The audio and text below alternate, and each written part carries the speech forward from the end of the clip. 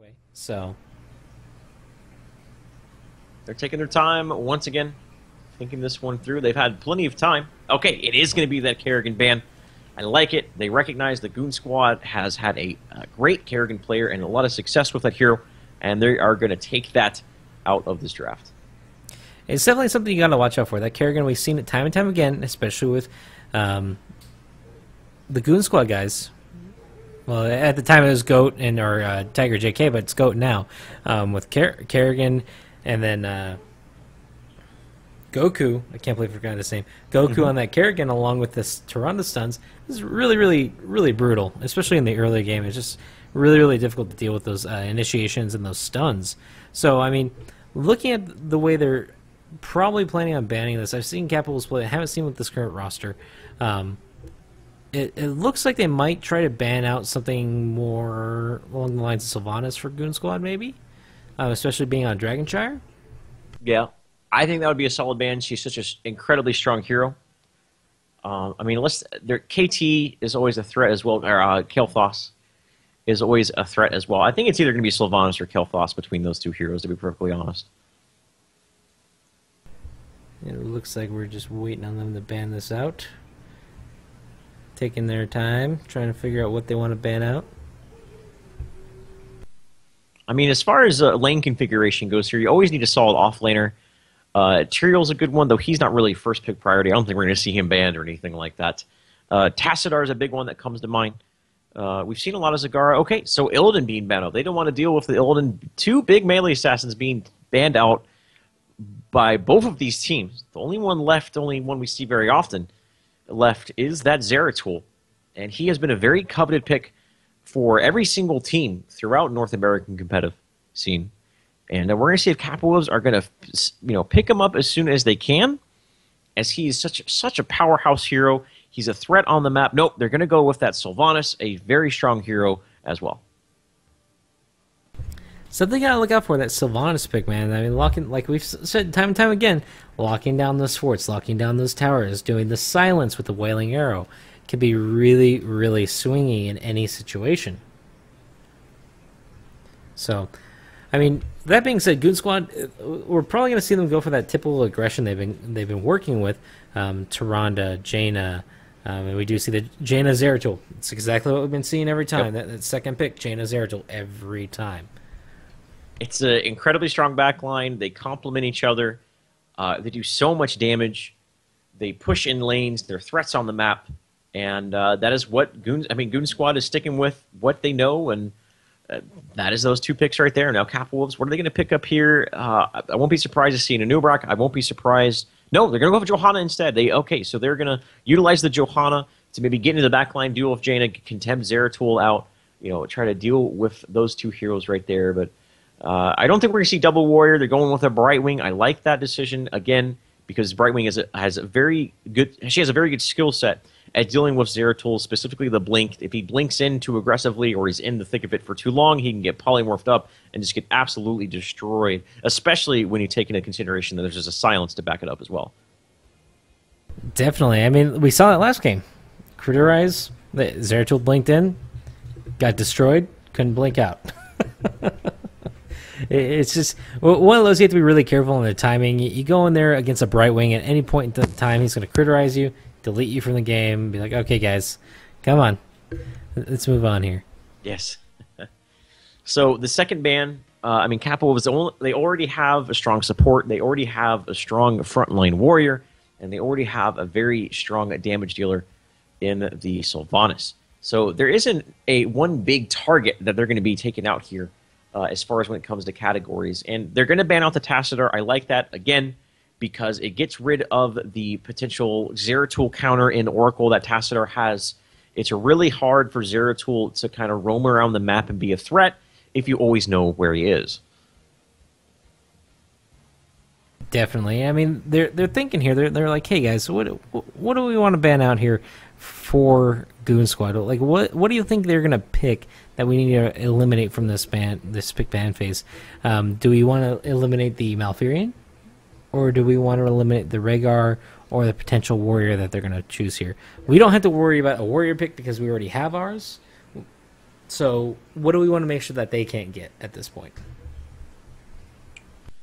Right now, I mean, Kappa was just need to round their draft out with solid backliners. I would love to, they're sorry, they're abandoned. They're going to battle Tyrana. Okay, that's a hero that they've had a good amount of success with, and obviously don't want to deal with that. So they're now the second team, the second different team to ban out that hero versus Goon Squad. So obviously that's a respect ban through and through. And Tyrana's not really a hero that we see much of in the competitive North America scene, but obviously people know that Goon Squad has had a good amount of success with that hero, don't want to deal with that. They'd rather deal with a Vala, they'd rather deal with a Falstad than let Goon Squad get their hands on that Tyron. Definitely. Something you really got to be careful at. I mean, we see this Anubarak Kael'thas being picked up for Goon Squad here, and again, we were talking about this before. Jaina and Kael'thas together can be really, really brutal. I mean, you have so much burst on that team that it's almost hard for any team to deal with, especially if they're played appropriately. I mean, at this point, Kappa will still need some damage. They already have their warrior, they have their support, they have a specialist. What other assassins could they pick up now that could essentially help them out? they're very limited. They have Vala left. Yeah. Vala's there, Zagara's there, Falstad's there. There's Vala. I think that is not a surprise to anyone. Their last pick, though, like I said, could be a Falstad, could be a Zagara. I would really like to see a Zagara here. I think Devouring Maw followed up by a Wailing Arrow. As I mentioned before, Sylvanas, in a previous match, the thing about her Wailing Arrow is it needs follow-up. I mean, it doesn't have a stun attached. People are still able to freely move around and escape when they're silenced up. So it always needs a little more follow-up, and Zagara would do exactly that. It would basically give a lineup for the Wailing Arrow with that Devouring Maw. So that's what I would really like to see here. It would give him a lot of lane presence in that bottom lane. She's unmatched when it comes to pushing in lane presence on this map. So we're going to see what they pick up. They got plenty of time. I mean, they got a minute and 10 seconds to figure out what it is they're going to do. And they're thinking this one through here, D. Well, let's see. I mean, they don't necessarily have to go damage, but it would help out tremendously. Yeah. They could go double support because they have so much damage coming out from Goon Squad. It might work, maybe, if they're lucky. But essentially, they just need to be able to get something that can get in, kill Kael'thas or Jaina at any point in time, and get out. I mean, that's the rough thing about this is they don't know exactly what they can pick and not worry about. It's going to be interesting to see what they do. I mean, overall, they have a really strong draft. They have great early game. Not really a lot of Roman going on with their draft. I mean, I don't know who they could pick up as a fifth that would give them a lot of ganking opportunities, but their lanes are very, very strong. They're static, they're immobile, but they're strong nonetheless. Brightwing is a great solo laner. You can throw her up in the top lane, and she'll do great. She'll do great against just about anyone. Okay, they're going with a Tychus. That's someone who I really wasn't in my scope, but he complements pushing very well because of Melting Point at level 4. He can deal with the Zeratul pretty decently, depending on if he goes Odin or with the Laser Drill. We kind of see, sometimes we see Laser Drill. Odin, I think, would be a little bit more beneficial here. And it's just, Tychus is here we used to see all the time. He's fallen off a little bit, but Kappa Wolves are going to scoop him up. Definitely. And I mean, Uther going to round out their composition up here for Goon Squad. Again, we've seen a lot of aggression from Goon Squad in the past, so I expect to see some more of the same at this point. It's going to be really interesting to see what they decide to do at this point. So we're going to go into Game 1 of Goon Squad versus Kappa Wolves. This is a best-of-3 series.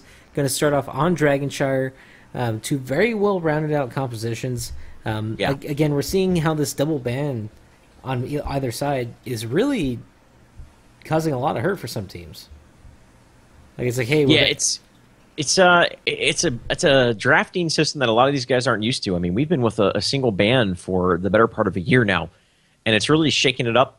A lot of teams are having a harder time adapting to it than others, but the hallmark of a really good team is their ability to adapt. Obviously, not only strategically in-game on-the-fly decisions, but also in the draft as well. If you can't draft well, if you don't know what you're doing when it comes to that, then you could be the best mechanically talented hero or a player in the game. But if you can't get good heroes and get good team lineups, especially in Heroes of the Storm, a game that is so much more dependent on team play and making decisions as a whole rather than, you know, 4 protect 1 sort of thing, especially in that environment, that will never be a recipe for success. It really won't be. So we're in the lobby now, just waiting on them to get us all in here and get us going. It's taking some time. Sorry about the wait, everyone. We appreciate you sticking around. It's been a little bit of a wait for the semifinals. It's unfortunately still waiting. All right, guys. So hopefully the action will be underway. These guys sure do like taking their time. That is for sure, especially in the draft as well. Right. I mean, as far as looking at the draft as a whole, I think both these lineups are fairly solid. The Tychus is a pickup that I think... I mean, this has to be a specific pocket strategy for them, because they had other options available. They had a Zagara. They had a... they could have got a Falstad, which is a hero that's making a big comeback. They had a couple other options that some people would consider to be a more effective pick than Tychus. But they went with Tychus nonetheless. So that leads me to believe that this is a very specific strategy that they're going with here. This is something they've practiced in scrims with this draft. I mean, Tychus generally, he's actually really, really good at dealing with Illidan. But obviously, Illidan's not in this match. Generally, when I see a Tychus, it's because his overkill goes through the evasion of Illidan. That's a very effective tool. But that's not a factor here. So I'm really going to be keeping a close eye on Tychus, how he's built, what heroic he goes, and kind of what is his main role in the early game parts as far as his lanes.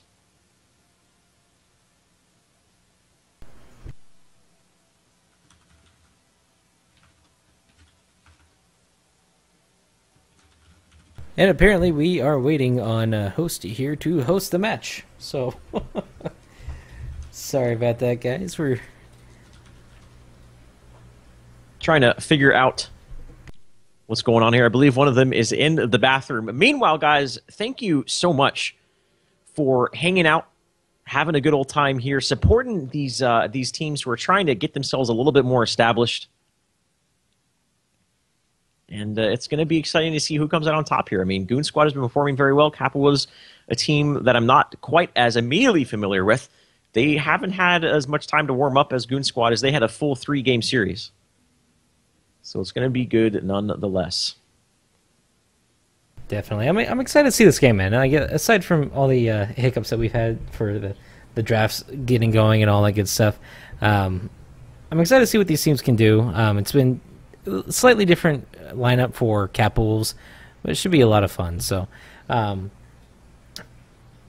don't know, man. It's been cool casting with you. It's the first time I have casted actually with you since you've returned and all that good stuff. So, yeah, man, it's been a blast. Indeed. And like I said, guys, if you guys are willing to support us and everything, we do have the follow button down there on the Twitch channel. It helps us out a bunch. If you guys want to contribute to the prize pool at any point, there's a support us link down on the bottom. You can actually put some money in and give it to the teams that you think are deserving of their time and efforts in the competitive scene of Heroes. For the amateur side of things, we are actually the only amateur tournament that doesn't allow signed professional teams to participate in our events, so that we can give everyone else a chance to get noticed and get out there and all that good stuff. So if at any point you guys would like to contact us or anything, just let us know at any point. You can contact us on Twitter at NA_eSport and all of that good stuff. All right, looks like we're finally moving on here and get this match underway between these two teams. It's gonna. I mean, Goku. It seems like Goku's forte is melee assassins. That's all we've seen him on. He's always gotten his hands on some sort of melee assassin, whether it be Illidan, whether it be Zeratul, or whether it be Kerrigan. And I mean, he's really kind of been the big factor in these team fights. He's always initiated well. He's always kind of dictated the flow of the team fights. And as long as he continues to do that well, I could see Goon Squad coming up here. Though Kappa Wolves, though, I mean, with the Brightwing on their team, the Sylvanas Silence, he has to pick. He, being Goku, has to pick and choose his fights very, very well, or else he can just get controlled, silenced, and turned around on. Definitely. Definitely. I love that word, definitely. So we're going to hop into game number 1 here, guys. It's going to be really cool to see these teams face off with the new roster of Kappa Wolves and all that good stuff. And again, if you guys would like to sign up at any point, there are links being posted in the chat and everything. We do post on Reddit weekly, and we post on our Twitter weekly for signups for you guys. So if you have a team and or if you're trying to get into the BlizzCon qualifier and all that good stuff, head on over, sign up, participate. It's a lot of fun. We try to do the best we can with what we're given. So again, please follow us on Twitter. We appreciate it a lot. All right, guys. So finally, the game is loaded up. Let's introduce these teams and get this underway. On the left side of your map is going to be Goon Squad. Goku playing Zeratul Boss Floss, playing the Nubarak Goat, playing the Kael'thas, get up on the Uther. And to round him up, Hosty is going to be playing Jaina. Alrighty, and then over here on the red trunks, we're going to have big impact over on the Vala, aka Face, going to be on the Brightwing. Hawkfu is going to be on the Scary Sylvanas. Yell Cow is going to be on the purple guy there, the Johanna. Visceral is going to be on that Tychus. So the gates are down, the game is underway. Both teams doing the good old let's run to mid, bump fist, and see how this game gets underway. Johanna getting in the thick of it. Boss got to be careful. He's already taken a lot of damage. His stun is completely off the mark. Blizzard follow up, the Hawkfu haunting waves away, and Goku's going to go in there and get the kill, but pay for it with his life. Boss Floss is going to burrow charge away.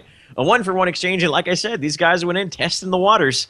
A even exchange. Now they are going to be going to their respective lanes and try to get something done on the map. And I'm going to keep a close eye on Goku Zeratul. He needs to be a threat. He needs to be a presence.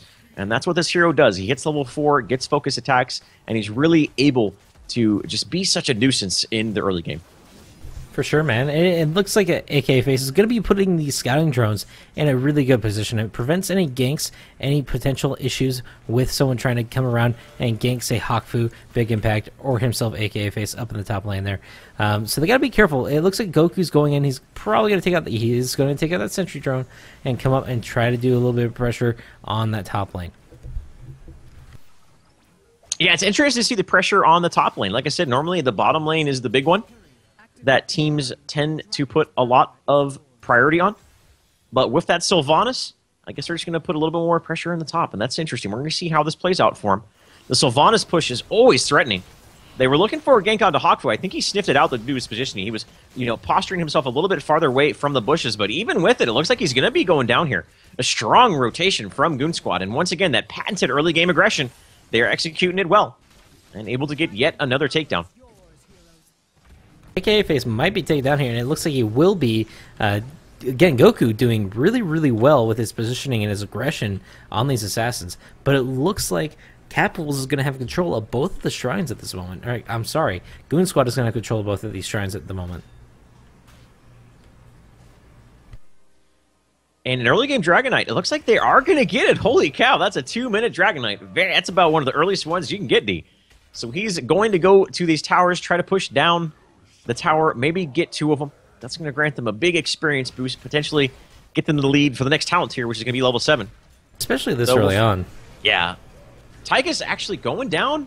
I believe that was in the bottom lane. So again, Goon Squad doing what they do and doing it well. Early game aggression, netting them 4 takedowns, a early Dragon Knight, a talent advantage, and they're just, they're just firing in all gears, man. To be completely honest, they have a terrifying composition for Goon Squad. I mean, they have such a powerful lineup behind them compared to Kappa Wolves. At this point, it's going to be really, really hard for them to come back because they're going to just escalate this level lead. If they hit level 7 before they're able to hit level 7, or before they're able to gain any traction for Kappa Wolves, it's going to be hard for them to come back. Going back to lanes on the cusp of level 7, that's when this Zeratul is going to even start doing even more damage. Top lane, a big contention going down here. Hosty at about half HP. He almost got caught out, but he was able to rotate out of there with the help from Kael'thas. Is going to stay alive. And, I mean, with the Sylvanas, generally you see a lot of pushing going on, and they really haven't been able to achieve much with Hawkfu on the Sylvanas. I mean, the bottom tower has taken a little bit of damage. It's a little bit low on ammunition. But otherwise, Goon Squad has done a pretty formidable job at defending this top tower. The main issue is that Boss Loss and crew has so much damage output early on. Yeah. Like, you have Hosting on top of that Jaina, double the damage with her freezing abilities. Goku going in with his focus attack and his follow-through now is going to do immense amounts of damage. I mean, what can you expect from a team that loves playing aggressive and they're able to get those kills early on? Level 8, soon to be to level 7. Bottom lane, Tychus got to be careful. Visceral's going to take a lot of damage. Can he get out of the blizzard? He is barely going to live. Is Goku going to go around for the flank and try to get the pick off? He's thinking about it.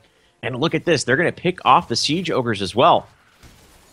So they're going to get the Siege Ogres. They're going to continue to push their advantage. In the next 20 seconds, we're going to see yet another Dragonite phase. And if they continue this flow and continue this momentum, they are going to have their heroics in no time flat here, D. Definitely. I mean, they have to be really careful once they do hit that level 10. Their damage output is going to skyrocket.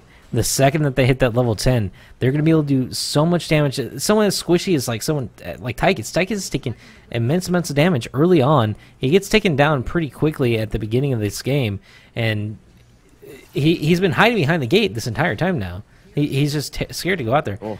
But sorry, I did miss that. Kill Class was taken up top. Yeah, he was a little bit out of position. The Brightwing phase shifted in, and the Vala and Sylvanas were able to get a pick off on him. So they were able to get yet another takedown, only the second one of the match for him, compared to the 5 of Goon Squad. And it's just going to, I mean, that's just a Band-Aid on the hemorrhage. They need more of a tourniquet than anything else. They're going to try to narrow the discrepancy between these levels by pushing down the top lane, finally getting some work done with the Sylvanas push that they have. But they still really can't commit to a team fight until they hit their heroic. And speaking of which, Goon Squad is just about to hit theirs. And they just actually hit level 10, so they're going to grab those heroics, and they're probably going to put some more pressure onto these lanes, see if they can get Haku. Haku's in a really bad position. Void Person does go down. At this point, are they going to be able to take it down? Haunting Wave does go off. Is he going to be able to gather? It looks like he might get out. The Protector Shield does go down for Brightwing. He's getting his heals, but he does get taken out pretty quick by the rest of the team. They're following, stunning. Oh, man. Taking out Vala. Immense amounts of damage going down here. Once again, great aggression. A one-man Void Person setting it up onto Haku. They still don't have their heroics. Yeah, sure, they have both shrines, but when most of your team is dead, you can't really take advantage of that fact. So, Goon Squad, well done to them. They continue to carry this momentum. Uther is going to be swinging down to the bottom lane. Jane is going to be swinging up to the top lane, get themselves a Dragonite. And if they get themselves a Dragonite right here, they potentially could get the first 4 to the match, or they could swing to the lateral lanes and continue to push down the towers. And we do see Kappa was just hitting level 10, so they're going to have those heroics. It looks like they're going to be grabbing Strafe, Draken Laser Drill, Blink Heal, nothing for Joanna yet, and Wailing Arrow for Sylvanas, which is pretty typical for each of these teams. And we do see Blessed Shield being picked up by Joanna there. So the Laser Drill, and the Laser Drill is interesting to me because it's a stationary heroic, and if you can dictate the terms of where the fights are going to be fought, then it's a great ability. But they don't have like a Tyrael Judgment. They don't have a big AoE like a Malfurion or a Jaina or a Kael'thas or anything like that. They don't have any really hard initiation except maybe the Johanna, but even then it's a stun, not necessarily big snares or anything like that. So I'm questioning the Tychus laser pickup. Unless they really want to be aggressive with their pushing. And when you think about it in that way, I could see how with the Sylvanas, they can push and force the decisions to be made by Goon Squad. But thus far, Goon Squad has been the one dictating the terms of the team fights. And as I say that, they are making a big push here down and bottom lane. And they're going to be able to sweep a fort up from underneath Goon Squad's feet. Definitely. It looks like he's actually going to be cut out here. Goku's in a lot of trouble getting stunned out by Yell Cow and getting... Draken Laser does go down, starts focusing on Get Up, actually switches over to Jaina, takes out Jaina pretty quickly. Divine Shield going down onto Goku. He's going to be taken out here pretty quickly if he's not careful. We might see a shield going off, and no, he's going to get out with by the skin of his teeth. Yell Cow doing what he can to blind and do a little bit of damage to him, but it's not going to be enough. Good Void Person was more of a retreat Void Person, like, okay, this team fight's done, let's get out of here. So they lost the Jaina, that's not a big deal. They still have an experience advantage. They aren't neither team, able to get yet another Dragonite. And with level 13 being here, that's going to enable Zeratul to get Wormhole. That's very, very important for him to get that wormhole. It really enables him to have much more poke in the team fight, enables him to be much more of a threat and not as concerned about absolutely getting blown up. And more importantly, level 16 on the horizon. Hawkfu goes down the top lane. Kael'thas hitting level 16 is a big power spike. And that's one thing I really enjoy about Zeratil's play is that you can use Void Prison offensively and defensively. Yep. We've seen prime examples of that both times it was used in this game. Oh man, get up. He is in a terrible position. He's going to have to use the Divine Shield. So it is going to get him away, at least for now. Oh no, Shrink Ray was used on someone with the Divine Shield. That obviously does, or no, it was used on the Johanna. Okay, Unstoppable being used. Boss is going to burrow charge in there. The stun is going to miss, but it's going to put him in prime position to follow it up with a stun. Goku gets taken out by the time he's able to blink away. Well done from the Vala in the backlines, able to get the kill onto the Zeratul. Without a Zeratul, I don't know if they can take this fight. Johanna might be getting a little bit too far forward. Blink Kill is going to keep her alive for now. So a 1-for-0 exchange, and this is going to allow Kappa to possibly get themselves a Dragon Knight. The top shrine is taken, though, so they're going to have to rotate all the way up there. And with them not having that top shrine, that's going to allow Zeratul to get back on the map and to continue to contend for this Dragon Knight. Goon Squad at this point is still almost a full level ahead of Kappa Wolves, which we just saw, even that with that team fight and them actually taking a lead there, it still didn't work out to in their favor. I mean, it's give or take. Like, Hawkfu has to back out of here. He has 3 people pushing down the bottom lane, while Yelcal is actually up here grabbing this top Dragon Shrine. So, right now we're just seeing them rotate, just playing a game of chance by going up there and, hey, I'm taking this tower, you guys can have this one. So it's one of those where no one's winning. They're just kind of at a stalemate right now. They're waiting for the other team to make more of a mistake. Right now they're going for more map objective control. We do see Kappa Wolves going for that bruiser camp up in the top right. So you're able to get that bruiser camp. That's going to apply some pressure to the top lane. Tychus is already keeping that pushed in. So he is going to be able to get this fort with utilizing that melting point, though exchanging a fort for these tier 2 towers in the bottom lane and opening up the avenue to a keep. I don't know if that's necessarily a very favorable exchange for them. I mean, especially with the Dragon Knight being on the horizon. If you're able to get that Dragon Knight, now that we're past the 10-minute mark, you can just go in that bottom lane and completely melt away the keep. Goku, an uncharacteristic whiff on the Void Prison. And now that that's down, Kappa Wolves knows that this is going to be their go time. I feel like they might potentially try to force a fight here, or maybe not force a fight, but at least force a decision out of Goon Squad, try to dictate the terms once again, and with that, they're going to get a Dragon Knight potentially. Could happen, but it looks like Goku's actually going to be in that top lane, grabbing that shrine. Like you said, just playing tag with the Dragon Shrines here. They do have to defend this top lane, though, because it has a lot of pushing power with these Bruiser camps here. We do see a little bit of aggression going down in the mid lane. Boss Floss and Get Up trying to push them off, taking quite tiny bits of damage, but they're not going to be too worried about it at this point. We do see level 16 picked up for Goon Squad at this point, and we do see that Ignite and Flamethrower talents being picked up by Kael'thas, which is really, really powerful. And Goku, he's roaming around there. He's trying to see if he can make up for that whiffed Void Prison. I don't think it's up quite yet.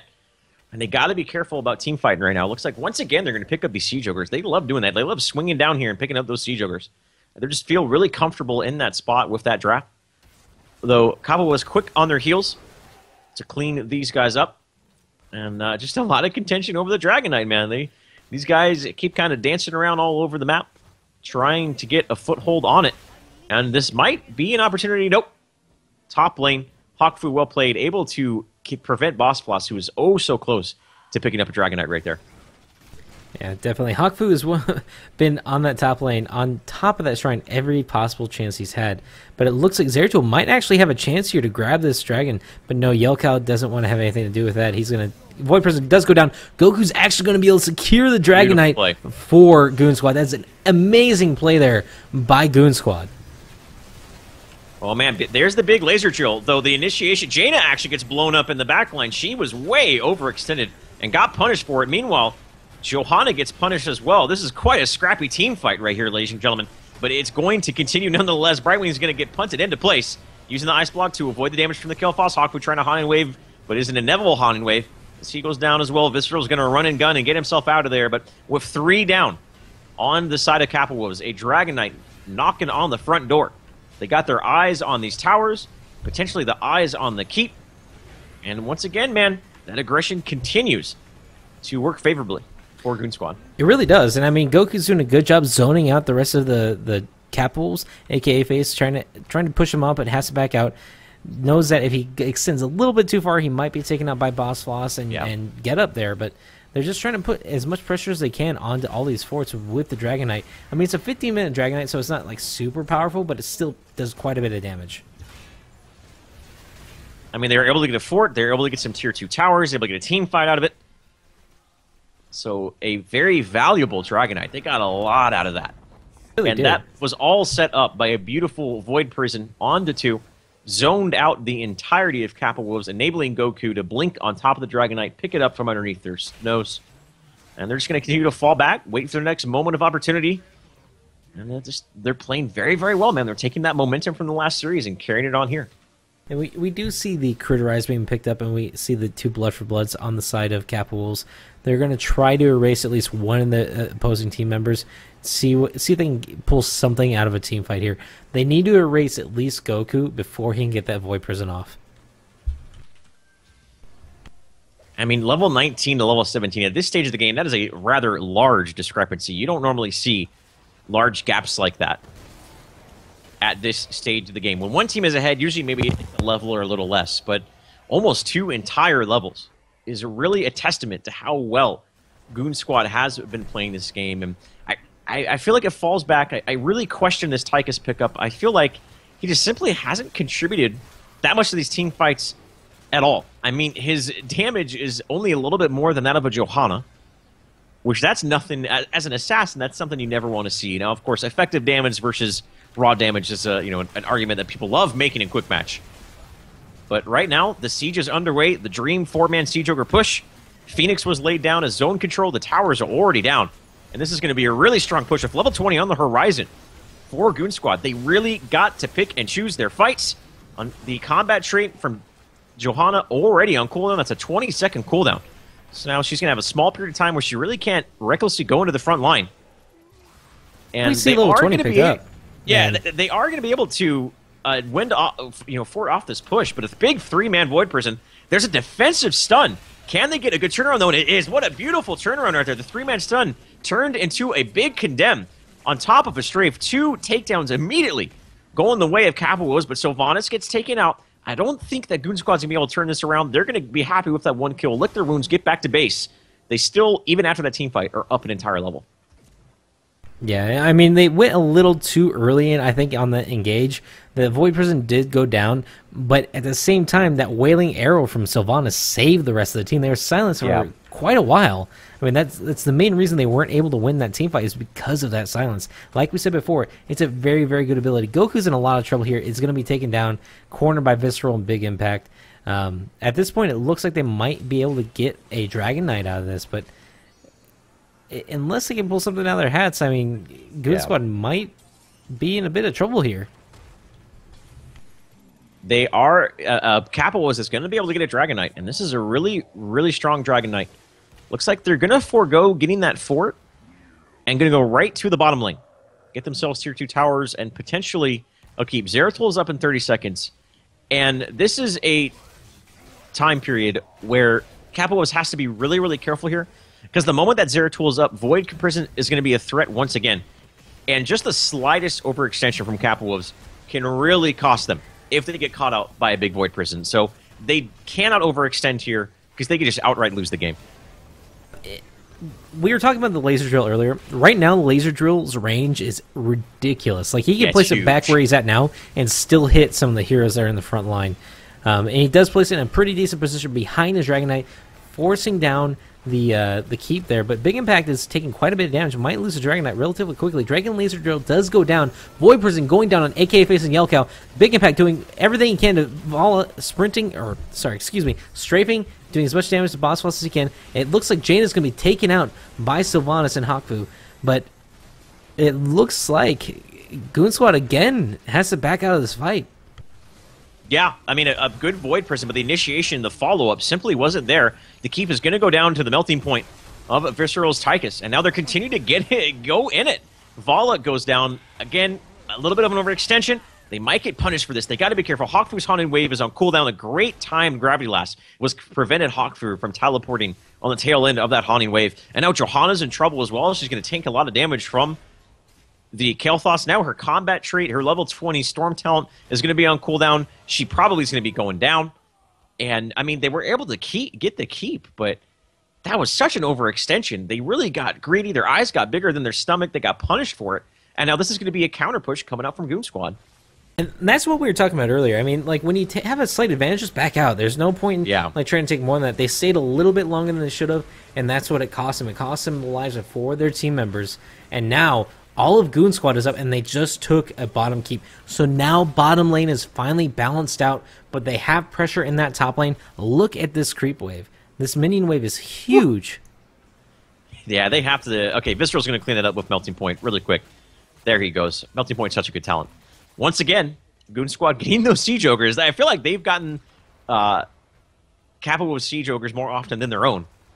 We're at the 20-minute mark. Both teams have gotten every single talent they can possibly get. We're getting into this late-game situation where one bad team fight costs you the game. Both teams have their bottom keeps down. So there is an avenue for them to go straight to the core.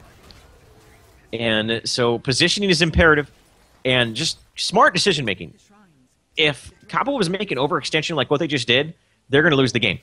They have to learn from that mistake, or else they're going to get punished for it again. Goon Squad themselves did the same thing just before that last team fight, though they're characteristically, they've been able to come back from these situations before. Definitely, but at this point, I mean, if you think about it, once you have control of the map, you just paint the map blue or red or whatever color team you are, force all the mercs down the lane. Yeah. And at that point, they have to defend. I mean, the top lane is going to have 2 sets of bruisers coming up towards that the keep. They have to defend that. It's really, really difficult unless you send someone up there to specifically deal with 2 bruiser camps. It won't be taken out by minions by itself. So the double bruiser camp, as you mentioned, going to be pushing out. That top keep is going to be threatened, and this is going to force a response out of Kappa Wolves to rotate. And that's how you dictate the flow of the game, is with the mercenary camps. And that is what Goon Squad has done so very well. And now they have to make a decision. Are we going to give up a Dragon Knight, or are we going to let those bruiser camps push into the base? They can't be in 2 places at one time. And they are going to they got to be careful here. This could just be a game where Goon Squad just simply play the delay tactic, say, yeah, stay here. We know top lane is pushing, and we're going to get a keep out of this. They have to commit to it, and there's the commit from Johanna. A beautiful two-man Void Prison on to the Hawkfu and the Brightwing. And this might be the turnaround they're looking for. A beautiful silence. It doesn't have any follow-up. There's the big weakness of it. Now, Johanna, her combat trait, her level 20 heroic, has already been taken out, so she doesn't have that big shield to keep her alive. Zeratul goes down. Hawkfu was actually able to pick off Zeratul up in the north. A scrappy fight. So only one person being taken down through that team fight. It looked like it was going to favor Goon Squad, but right now they're getting turned around on. You got to be careful. Boss Floss is in a terrible position. And there goes down that top keep in the mid line. In the meantime, this team fight's never going to end. Hawkfu barely gets away. No, he does go down to the bomb of the Kael'thas. This is just back and forth, my lord. Now, Boss Boss, he's got to be careful. He's sheeped up, taking the extra damage from the critterized Visceral, laying down a zoning overkill. Though, oh my lord, even with losing that team fight handily, Goon Squad is going to get themselves a Dragon Knight. And they're in a great position now. Top keep is down, bottom keep is down. They might get the last keep of the game. And are they going for core here, D? They're going for core, man. Like, at this point, you have a 23-minute Dragon Knight. It's going to be hitting the core for over 1,000 hit. 1080 per hit. It's going to do a ton of damage. It's going to be really difficult for them to fight this off. Vala's Strafe already down. Phoenix up, zoning out the rest of the team. Boss Floss needs to just zone out the rest of the team. Hosty just needs to focus on the core. That's all they need to do. They just need to focus that core. That's all they're trying to do at the moment. Big Boss Floss does go down, but at this point it's too little too late. Hosty's going to be able to seal the deal and take out the core with the Dragon Knight. So Goon Squad, their patented aggression, once again